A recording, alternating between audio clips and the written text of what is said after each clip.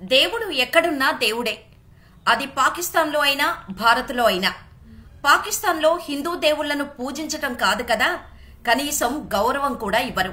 కానీ హిందువులు మాత్రం అందరూ దేవుళ్ళు సమానమే అంటూ సెక్యులరిజం గురించి మాట్లాడతారు. కానీ పాకిస్తాన్ ముస్లింలు మాత్రం అల్లా ఒక్కడే దేవుడు అని చెబుతారు.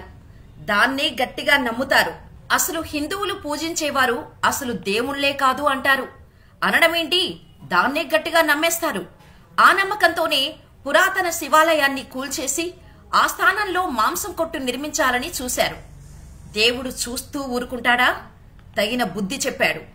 శివయ్య ఉన్నాడు అనటానికి ఇదొక నిదర్శనం అంటూ పాకిస్తాన్లో జరిగిన దాని గురించే ఇప్పుడందరూ చెప్పుకుంటున్నారు.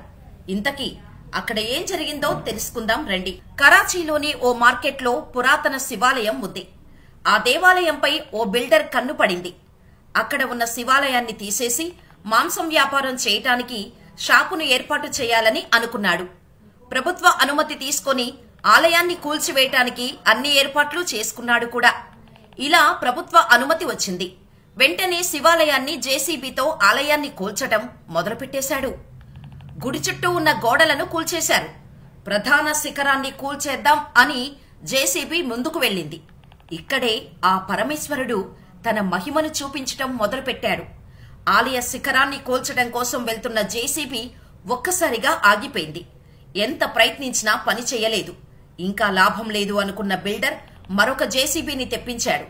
అది కూడా విఫలమైంది. చివరికి క్రేన్ ద్వారా కూల్చాలని నిర్ణయించుకున్నారు. మరుసటి రోజు క్రేన్ తీసుకొచ్చి శిఖరాన్ని కూల్చే ప్రయత్నం చేస్తుండగా బిల్డర్ ఫోన్ రింగ్ అవటం మొదలైంది. పనిలో ఉన్న బిల్డర్ ఫోన్ కాల్ ని కట్ చేశాడు. మళ్లీ ఫోన్ వచ్చింది, కట్ చేశాడు. ఇలా 2-3 సార్లు కట్ చేసినా ఇంట్లో వాళ్ళు పదే పదే కాల్ చేయటంతో ఏమైందో ఏమో అని కాల్ లిఫ్ట్ చేశాడు బిల్డర్. మీ అబ్బాయి ఒక్కసారిగా అనారోగ్యానికి గురయ్యాడు. వెంటనే ఆస్పత్రికి తీసుకువచ్చాం.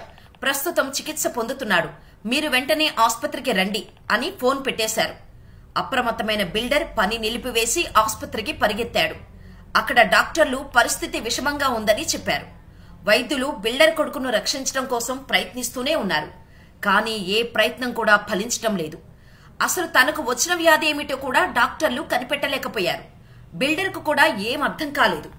అసలు ఏం జరుగుతుందో తెలియని స్థితిలో అల్లా నువ్వే దిక్కు, రక్షించు తండ్రి అంటూ తెలియకుండానే నిద్రపోయాడు.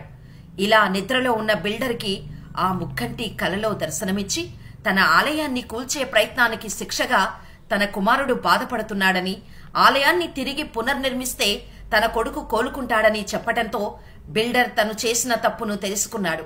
వెంటనే ఆలయాన్ని పునరుద్ధరించే పని ప్రారంభించాడు. తన ఖర్చులతోనే ఆలయాన్ని మరమ్మతులు చేయించాడు.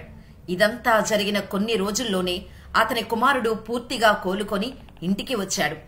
ఈ సంఘటన తర్వాత ఆ ప్రాంతంలో ఉండే ముస్లింలు కూడా భగవంతుని మహిమను గమనించి ఓం నమఃశివాయ అని జపించటం ప్రారంభించారు.